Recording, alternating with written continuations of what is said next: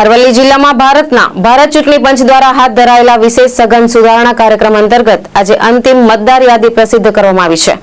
1 જાન્યુઆરી 2026ની લાયકાતને આધારે યોજાયેલી આ પ્રક્રિયા બાદ જિલ્લામાં કુલ 7,97,000થી વધુ મતદારોનો સમાવેશ થયો છે। નમસ્કાર, જે રીતે આ બધા સુવિધિત છો કે ખાસ સઘન સુધારણા કાર્યક્રમ ભારતીય ચૂંટણી પંચ દ્વારા યોજવામાં આવ્યું હતું। આખા ગુજરાતમાં જેમ અરવલ્લીમાં પણ યોજવામાં આવ્યું, જેને આપણે SIR તરીકે ઓળખીએ છીએ।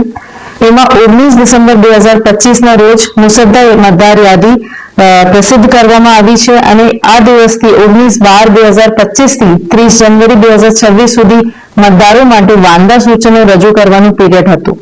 આ દરમિયાન જેટલા પણ વાંધા સૂચનો મળ્યા એ અમારા મદદનીશ મતદાર નોંધણી અધિકારીઓએ EROs એમની દરેક વાંધાઓની સુનાવણી રાખી છે, એમની નોટિસ કાઢી અને એના આધારે જે નિર્ણય થયા છે એમના પરિણામ સ્વરૂપ 715 મતદારોનું નામ ફોર્મ 7ના આધારે ઓછા થયા છે।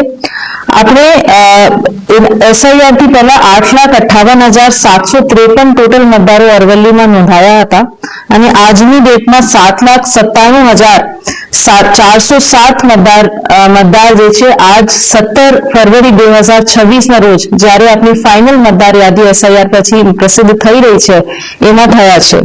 આમાં હું માહિતી આપવા માંગુ છું કે મરણ, સ્થાનાંતર અને ડુપ્લિકેટ મતદારો આ કેટેગરીમાં 72,736 મતદારોના નામ કમી થયા છે, જ્યારે ફોર્મ 6 ના આધારે નવા મતદારો જે ઉમેરાયા છે એ છે 11,781।